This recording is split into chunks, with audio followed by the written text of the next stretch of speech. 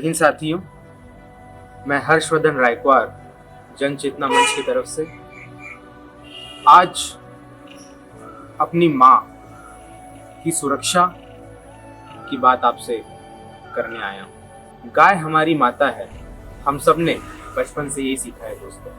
लेकिन आज हमारे जिले सिवनी में हमारी माता के साथ जो अत्याचार हो रहा है, जो अन्याय हो रहा है, जो दुर्गति हो रही है, वो देखकर मेरा दिल पीड़ा से रोता है।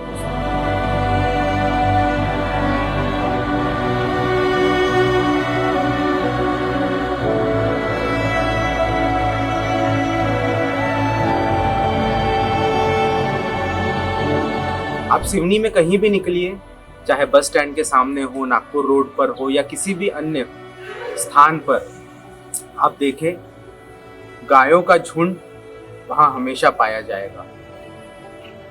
दोस्तों, ये जो समस्या है वो हमारी धार्मिक भावनाएं तो आहत करता ही है, साथ ही उससे जान और माल का नुकसान होने का भी खतरा बना रहता है। क्योंकि अभी बारिश का मौसम है, गायें जब रास्ते पर बैठी होती है, रात के समय बारिश हो रही होती है, तो बहुत बार गाड़ियों के एक्सीडेंट का भी डर बना रहता है। इस बार 2024-25 वित्तीय वर्ष में हमारी मध्य प्रदेश सरकार ने गौशालाओं का जो गौरक्षण का जो बजट है उसे 3 गुना बढ़ाया। दोस्तों, ये बहुत सराहनीय कदम है।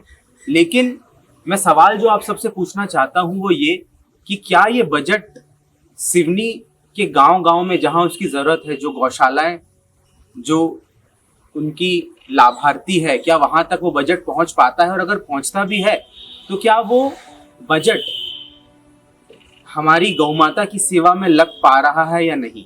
ये सवाल मैं आज अपनी सरकार से इस वीडियो के माध्यम से पूछना चाहता हूं। दोस्तों, मध्य प्रदेश में लगभग 2190 गौशालाएं हैं, जिसमें लगभग 3 लाख गायों का गौरक्षण होता है। दोस्तों, और इस साल हमारी सरकार ने बजट को 20 रुपए प्रति गाय से बढ़ाकर 40 रुपए प्रति गाय तक किया है। और पूरे साल का जो गौरक्षण का बजट है दोस्तों वो है 250 करोड़ रुपए। लेकिन आज जो स्थिति हम देख रहे हैं उससे एक बात तो साफ है कि इस बजट का फायदा हमारी गौ माता तक नहीं पहुंच पा रहा है। दोस्तों, तो जन चेतना मंच की तरफ से कुछ जरूरी मुद्दों पर बात करना चाहूंगा कि कैसे हम इस बजट को अपनी गौमाता तक पहुंचे इस बात का ध्यान रख सकते हैं, और कौन से वो जरूरी पॉइंट्स हैं जिनका हमें ध्यान रखना है गौरक्षण और हमारे सिवनी जिले में गायों की जो बदहाली हो रही है, जो उनकी हालत इतनी खराब हो रही है, उसको बेहतर करने के लिए हम क्या कदम मिलकर उठा सकते हैं। दोस्तों, तो सबसे पहले तो गौशालाओं की स्थापना है। सिवनी जिले में पर्याप्त मात्रा में गौशालाएं नहीं है दोस्तों। जितनी हमारे पास गायें हैं उनकी सुरक्षा करने हेतु हमारे पास पर्याप्त मात्रा में गौशालाएं नहीं है।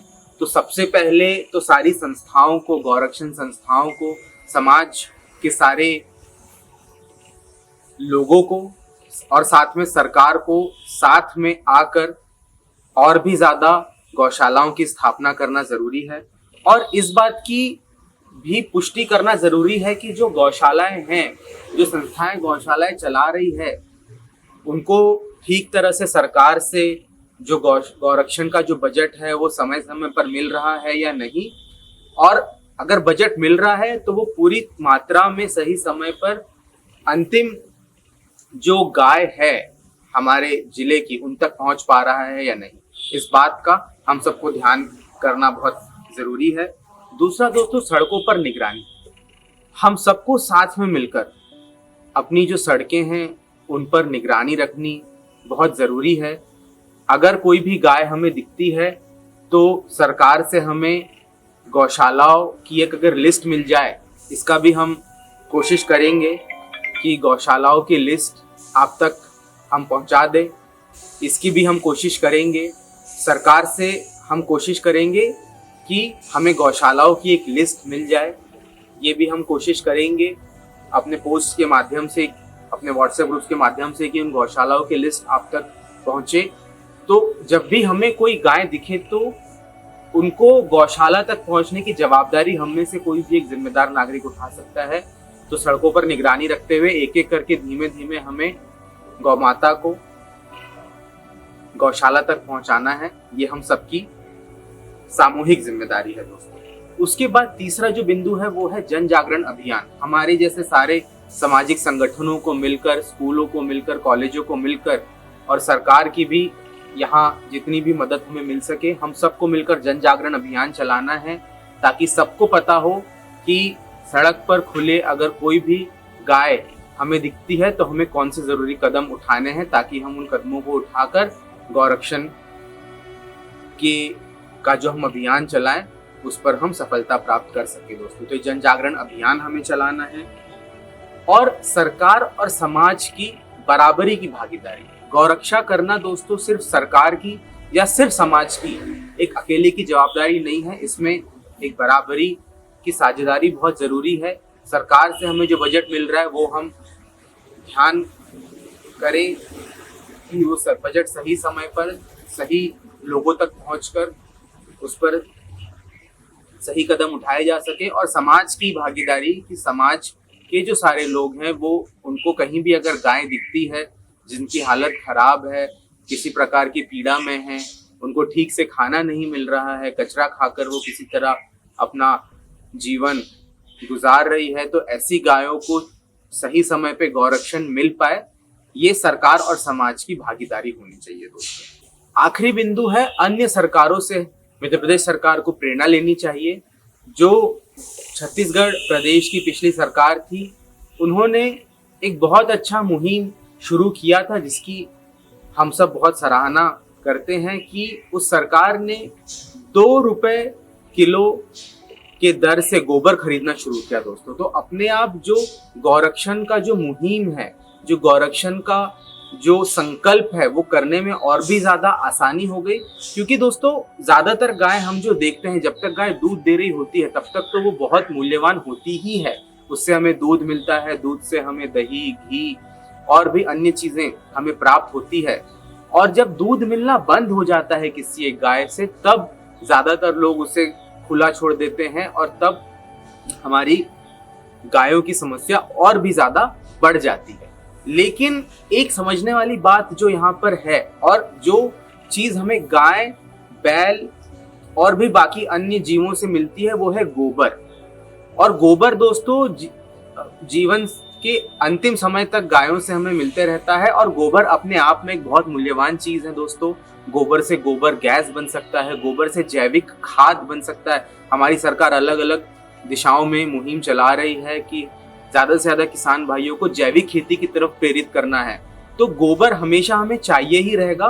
तो ज्यादा से ज्यादा गायों को अगर हम संरक्षित करना चाहते हैं तो इस गोबर के महत्व को समझना पड़ेगा। और अगर किसी तरह सरकार अन्य सरकारों से प्रेरणा लेकर गोबर खरीदना शुरू करे मध्य प्रदेश की सरकार, तो इस मुहिम में बहुत ज्यादा हमें बढ़त हासिल हो सकती है दोस्तों। तो ये थे मेरे कुछ विचार जो मैंने आपके सामने प्रकट किए हैं गौरक्षण को लेके। अगर आपके पास भी कुछ और विचार हैं या आप इस मुहिम से हमसे जुड़ना चाहते हैं, तो आप जरूर इस कमेंट पर, इस फेसबुक पोस्ट पर और इस यूट्यूब पोस्ट पर कमेंट करें। लाइक, सब्सक्राइब, शेयर तो आपको करना ही करना है दोस्तों। आपसे गौरक्षण की चर्चा के विषय पर और भी विषयों पर आगे बात होती रहेगी। जय हिंद साथियों। जन चेतना मंच के अभियान से जुड़ने के लिए आप हमारे टोल फ्री नंबर पर मिस्ड कॉल दे सकते हैं। हमारा टोल फ्री नंबर है 78 27 807 807 7827 807 807। अगर आप सिवनी या बालाघाट जिले में हैं और आप ऐसे किसी मुद्दे पर जन चेतना मंच की टीम का ध्यान ले जाना चाहते हैं जिस पर प्रशासन पूरी तरह फेल हो चुका है और जो मुद्दा जनता के करीब है और वो आपको भी कहीं ना कहीं परेशान कर रहा है, तो आप मेरे जनसंपर्क कार्यालय में आकर मुझसे ज़रूर मिले। मेरा पता है सब्जी मंडी के सामने, Nagpur road, Joseph villa, Seoni. और दोस्तों, अगर आप भी हमारी तरह सच्चे देशभक्त हैं और आपको हमारा काम पसंद आया तो लाइक, कमेंट, शेयर, सब्सक्राइब करना तो बनता ही बनता है।